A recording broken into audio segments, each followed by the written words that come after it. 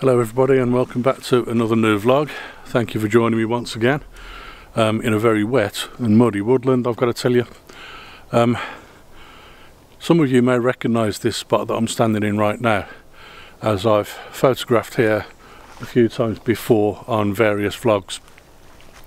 But it does kind of alter the appearance of the scene when you come back to a place in different seasons.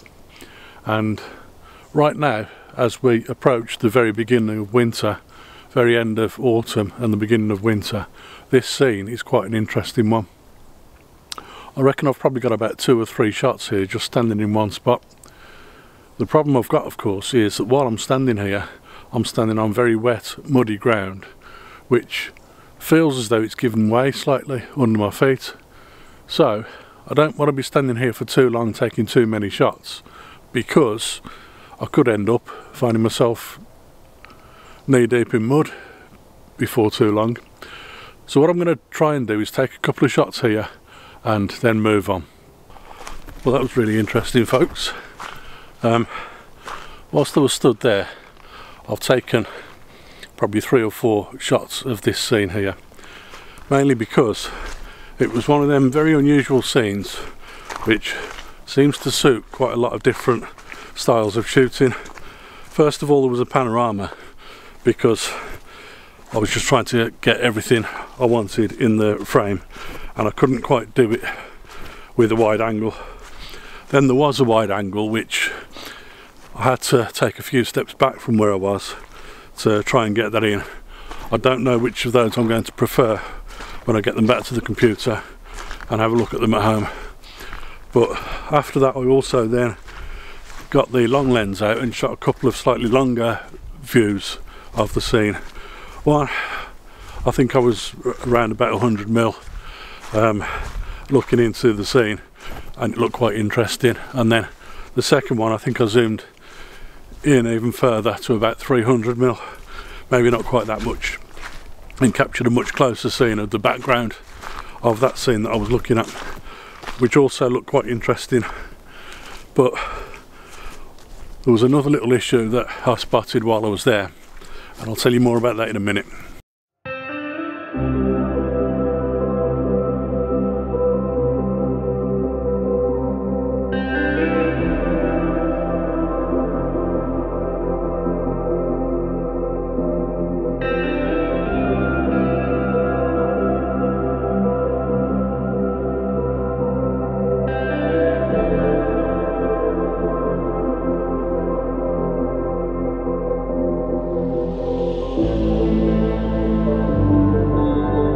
So while I was taking those last few shots at the very start of the vlog, my battery indicator on the LCD screen here on the camera started to flash red to let me know that the battery needed charging.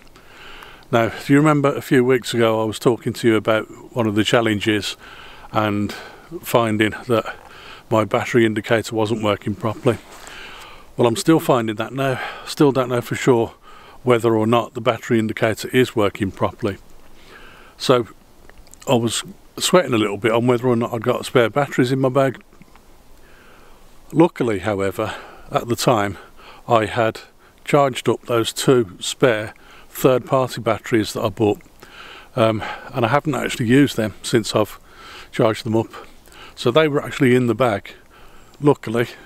So I've simply switched out my genuine Canon battery, which I think possibly does need charging, for one of the third-party batteries.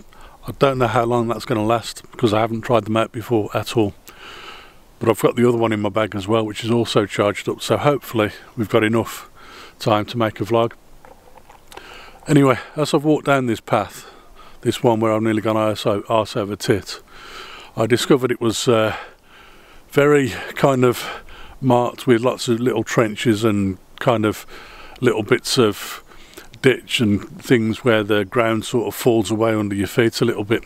But also it's completely and utterly covered in very wet, very muddy leaves, and so I was doing my best to try and keep my foot in and make sure I didn't go over and turn an ankle or break my neck or something stupid like that.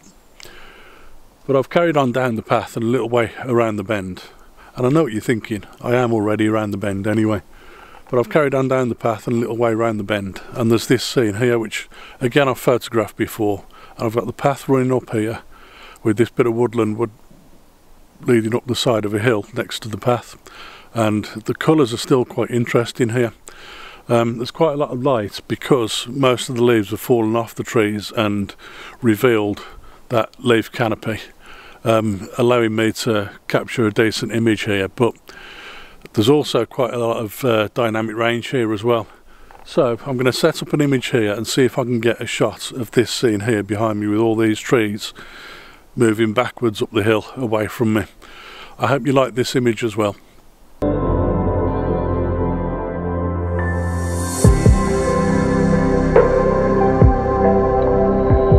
Once again, there's a couple of shots there. I'm not totally sure which one I prefer. I might even show you both of them, but there's one with a slightly wider crop which takes in all of the path as well as that beautiful triangle of woodland that I was trying to capture, and then one with a slightly tighter crop which avoids the path and gets slightly closer into the trees, and then just captures that triangle of woodland leading up the hill. I'm moving on now because I think, looking at the sky, there could be quite an interesting landscape shot just round at the other side of the nearest lake that I'm quite near to now, using the some of the blue sky and the clouds that are kind of imposing in the sky there as well. That could be quite interesting, but also I'm hoping there may be one or two more shots before that as well.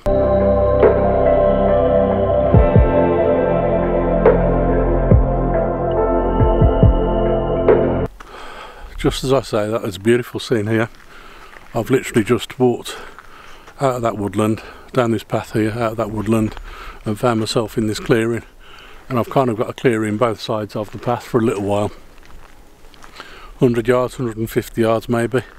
But as I look over my shoulder here, see all this boggy ground here in front of me, or behind me, and the line of trees behind that, and then I've got this beautiful sky above as well, which has got blues and greys and all kinds of different tones in it. I want to try and capture a shot of this, but obviously the sky is very slightly brighter than the foreground, so I'm going to need to crack open the graduated neutral density filters, because I want to bring down the exposure of that sky and just take one shot here, rather than trying to mess around with multiple different exposures and then fit those, try and combine those together at the end. I want to try and capture this in just one shot. I don't really have the time to be messing around because I'm already starting to lose the light at this time in the afternoon, and this sky is perfect as it is. So I'm going to set this one up quickly and take this shot. I hope you like this as well.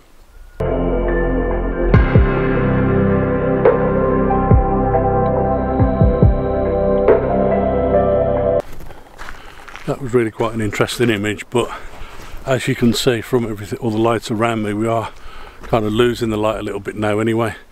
But as the sun is dropping in this direction somewhere towards the horizon, all of these trees and things are slightly obscuring it, and the light is just falling on the tops of some of the trees in a few spots. And I've got to try and work out exactly where I need to be standing in order to capture the best shot of the sky and the way that light is dropping, and still capture some of the colours in the trees and the woodland around. But I'm going to walk around now to the lake not far from here, probably only about 5 minutes or so walk from here, and see if I can find a shot there which comprises the lake, the colours of the trees, and the colour of the sky with the light as it's dropping. And it's just a case of finding exactly the right spot there where everything's going to work perfectly. So I'll see you over there.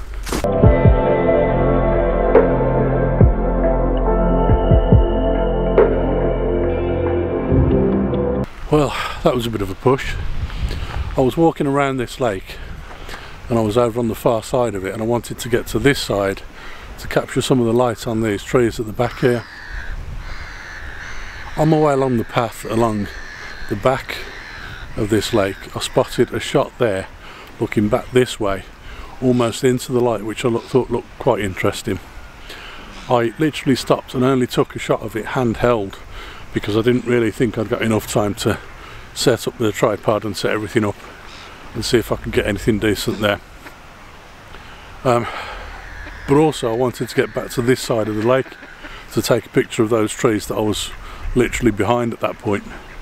And I knew that if I waited too long, the sunlight over in this direction would have dropped down behind the trees that are just behind me here, and these trees would have obscured the light on the trees on the far side of the lake just over here. I think I've just about managed to do it. Did you hear that duck then in the background? I think I've just about managed to do it, and I think I've just about managed to get a shot. But also whilst I was stood there looking at that, I noticed this bank of cloud also coming over from the opposite side of the lake and kind of creating an interesting viewpoint over that way, with these trees here and these trees here creating almost a very wide triangle with the bank of cloud just above it. So I tried to capture a shot of that as well. That one is going to have to be exposure bracketed because of the difference in the dynamic range between the sky and the foreground.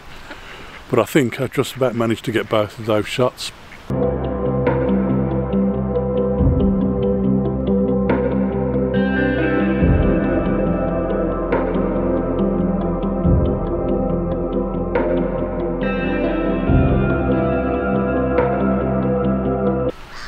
The third party battery that I'm now using, by the way, that seems to be working alright, seems to be lasting quite a while.